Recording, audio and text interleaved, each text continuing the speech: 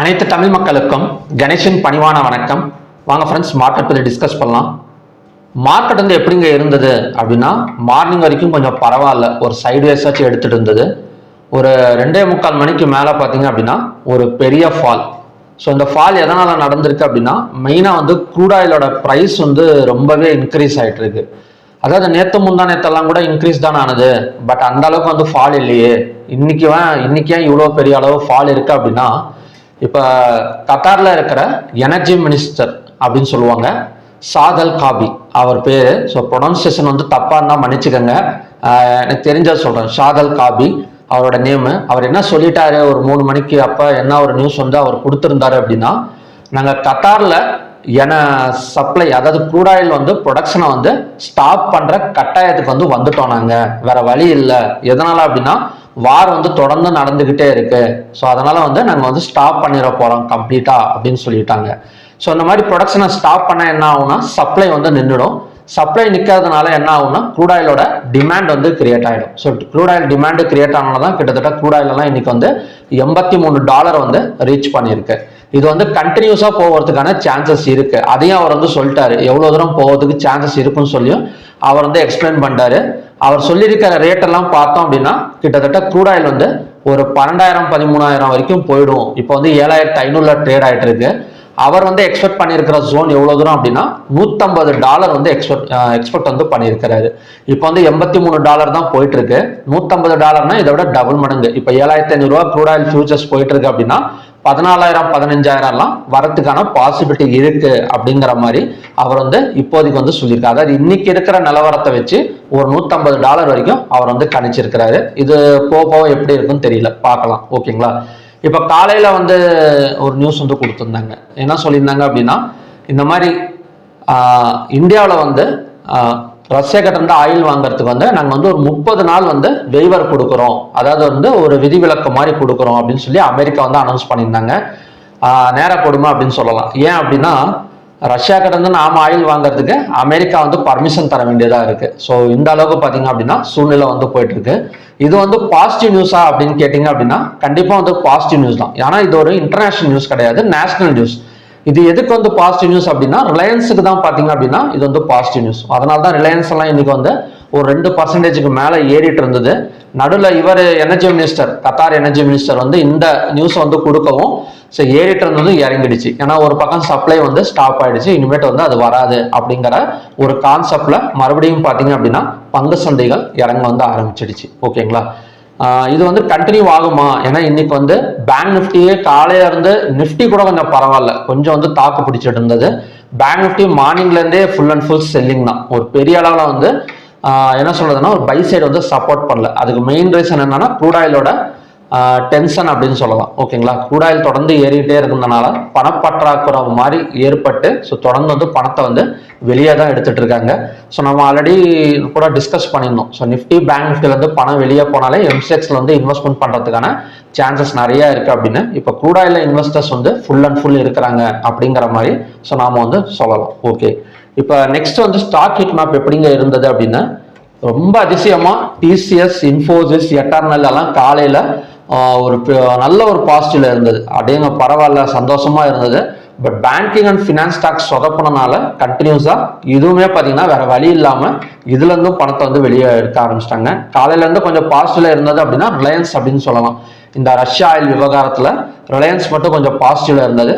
போக போக அதுவுமே வந்து இந்த டிமாண்ட் நியூஸ்னால அதுவுமே வந்து நமக்கு வந்து குறைஞ்சிருக்கு. ஓகேங்களா? ஸோ மற்றபடி ஒரு ஸ்டாக் ஹிட் மேப்புங்கிறது அங்கங்க ஒவ்வொரு ஸ்டாக் வந்து ஒரு கிரீன் கலர் இருக்குதே தவிர மற்றது எல்லாமே வந்து ஒரு ரெட் கலர் தான். அல்ட்ரா சிமெண்ட்கோ, அது மட்டும் இல்லாமல் பேங்கிங் அண்ட் ஃபினான்ஸ் ஸ்டாக்ஸ் எல்லாம் பெரிய அளவில் வந்து டிராப் ஆயிருக்கு. HDFC 2%, ICICI bank, Axis bank, Shriram finance, Kotak bank, so எல்லாத்துலேருந்தும் பணத்தை வந்து வெளியே தான் எடுத்துட்டு இருக்காங்க. அது எப்போ எடுத்தாங்க அப்படின்னா ஒரு 2.25 மேலே இந்த நியூஸ் வந்ததுக்கு அப்புறம் பெரிய அளவில் பணத்தை எடுத்து அதில் வந்து இன்வெஸ்ட்மெண்ட் பண்ணியிருப்பாங்கிறது தான் என்னோட வந்து ஒரு கான்செப்ட். ஓகேங்களா? நெக்ஸ்ட் வந்து பார்த்தோம் அப்படின்னா இது எப்படிங்க இருந்தது அப்படின்னா, ஒரு ஈக்குவல் தான். போக போக லாஸ்ட் டைம்ல தான் கால் ஆப்ஷனை செல் பண்ணி புட் ஆப்ஷனை பை பண்ணியிருக்கிற மாதிரி க்ளோசிங் வந்து கொடுத்துருந்தாங்க.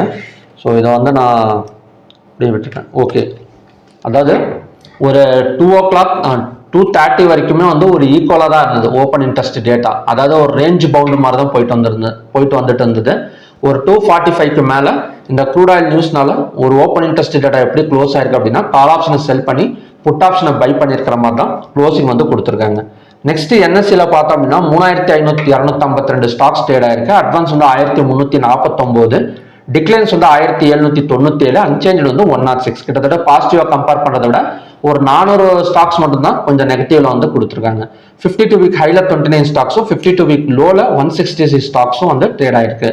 Appar circle 74, lower circle 53. So ஓவராலா நம்ம பார்த்தோம் அப்படின்னா நமக்கு வந்து 52 வீக் லோல வந்து 166 ஸ்டாக்ஸ் பக்கம் டவுன்ல தான் இருக்கு.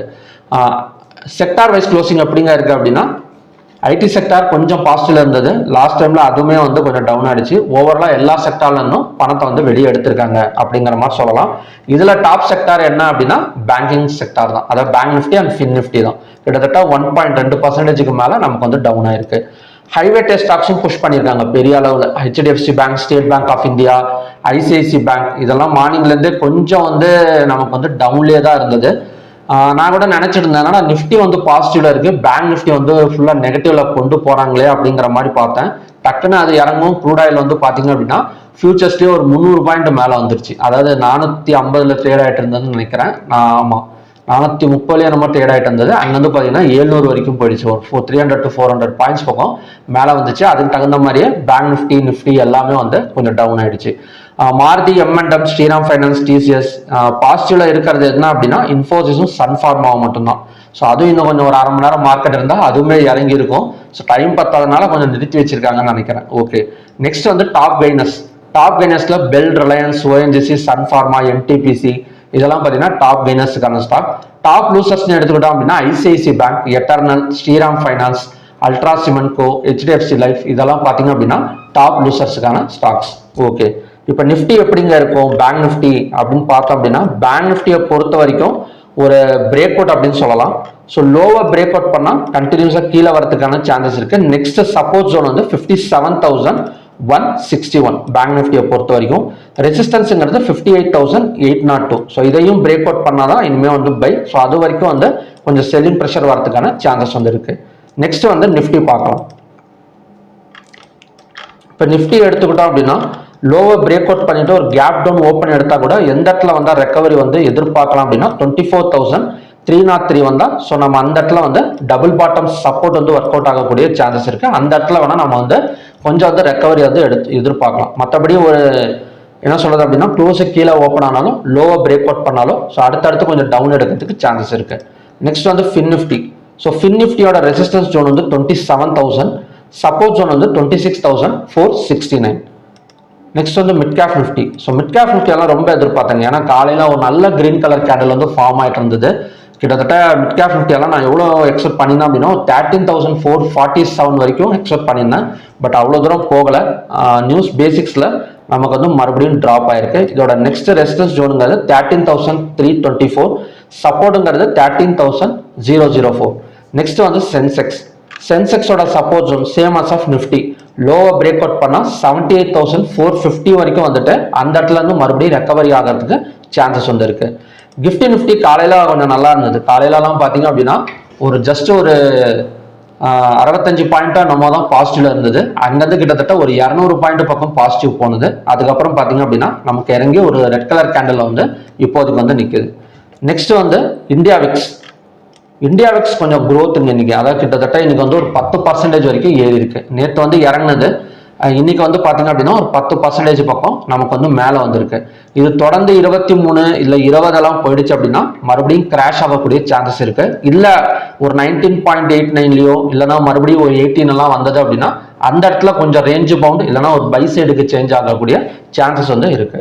நெக்ஸ்ட் வந்து யூஎஸ்டி ஐஎன்ஆர் பார்க்கலாம். ஸோ யூஎஸ்டி ஐஎன்ஆரும் இப்பதான் கொஞ்சம் ஏறி இருக்கு. அதாவது 0.01% மட்டும். காலையில இருந்து பெரிய மூவ்மெண்ட் கிடையாது. ஓரளவு இப்போதைக்கு வந்து ருப்பி ஸ்ட்ராங் அப்படின்னு சொல்லலாம். ஏன்னா நேற்று இறங்கினதுல இருந்து பெரிய அளவுல வந்து ஒரு மூவ்மெண்ட் கிடையாது. ஒரு ஃபிளாட் மார்க்கெட்ல தான் நின்றுட்டு இருக்கு. Rupee strong. இன்னும் கொஞ்சம் நமக்கு வந்து ஒரு 0.5% யூஎஸ்டி ஐஎன்ஆர் இன்னும் கொஞ்சம் கீழே இறங்கி ஸ்ட்ராங் கொடுத்தது அப்படின்னா கண்டினியூஸா நமக்கு மேல வரலாம். பட் நமக்கு அடுத்தடுத்த சப்போர்ட்டுக்கு வந்துட்டு தான் மேல வரதுக்கு சான்சஸ் இருக்கு. ஸோ நெக்ஸ்ட் சப்போர்ட் ஜோனுங்கிறது 24,303. நமக்கு ஒரு ஃபிளாட் மார்க்கெட் ஓப்பனிங் நடந்தால் கூட first selling pressure and then recovery, அந்த மாதிரி தான் நமக்கு வந்து மார்க்கெட் மூவ்மெண்ட் கொடுக்கறதுக்கு சான்சஸ் வந்துருக்கு. ஐடி செக்டார் என்னதாங்க ஆகும்? ஐடி செக்டார் காலையிலலாம் புகழ்ந்து பாடிட்டு இருந்தேன், கிட்டத்தட்ட ஒரு ரெக்கவரி ஆக போகுது ஐடி செக்டார் அப்படிங்கிற மாதிரி தான் எதிர்பார்த்தேன். இன்னைக்கு வந்து இன்வெர்டட் ஹேமர் கேண்டல் வந்து ஃபார்ம் ஆயிருக்கு.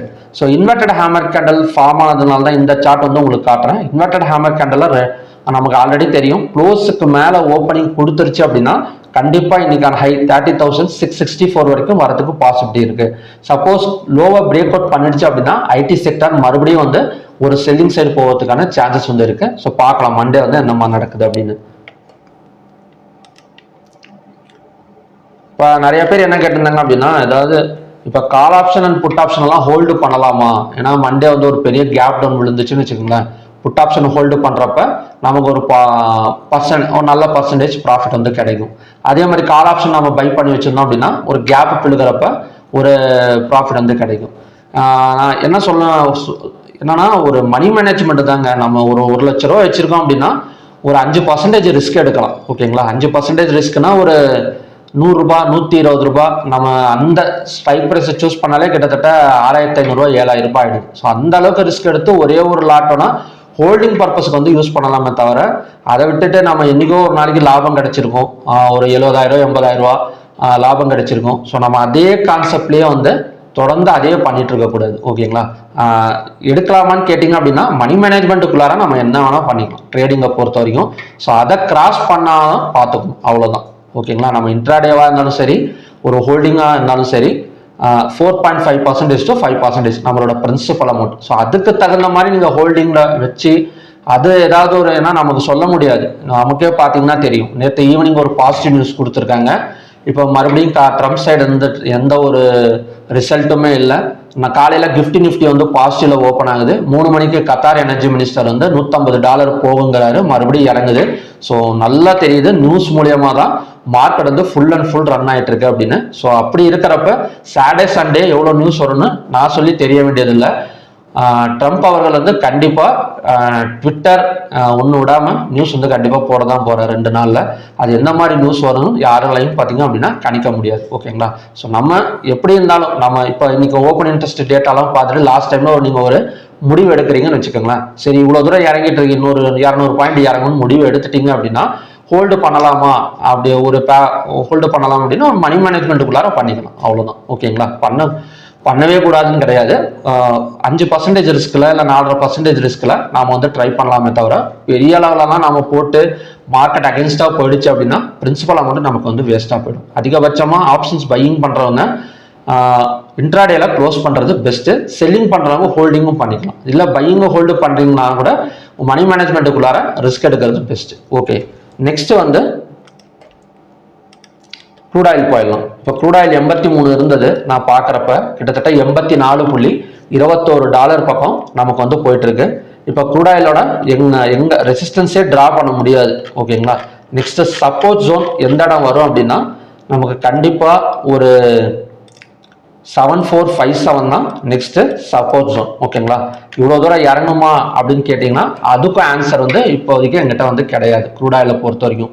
ஏன்னா ஒரு நியூஸ் பேசிக்ஸில் வேகமாக வளர்ந்துட்டு இருக்கு. கிட்டத்தட்ட 420 ஒரு 300 பாயிண்ட் மேலே வந்துட்டு இருக்கு.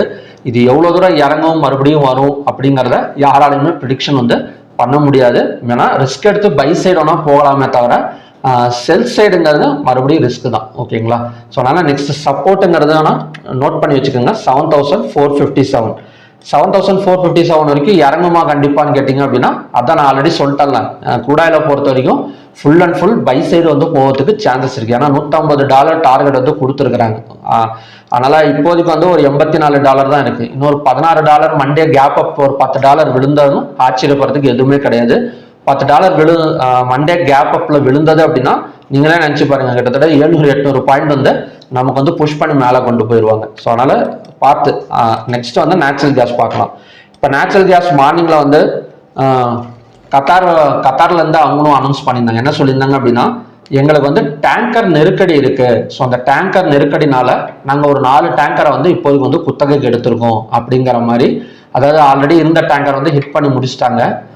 இப்போ வந்து 4 டேங்கர் வந்து நாங்கள் வந்து குத்தகை எடுத்திருக்கோம் அப்படிங்கிற மாதிரி நியூஸ் வந்து கொடுத்துருந்தாங்க. நான் டெலிகிராம் சேனலில் கூட அப்டேட் பண்ணியிருந்தேன். ஸோ அதை பேஸ் பண்ணி கிட்டத்தட்ட நம்ம காலையிலே பார்த்துருந்தோம். நேச்சுரல் கேஸ்லாம் 275 பிரேக் அவுட் பண்ணால் 284 வரைக்கும் டார்கெட் வந்து எக்ஸ்பெக்ட் பண்ணியிருந்தேன்.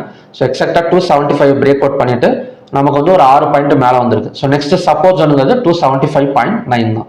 நெக்ஸ்ட் வந்து கோல்டு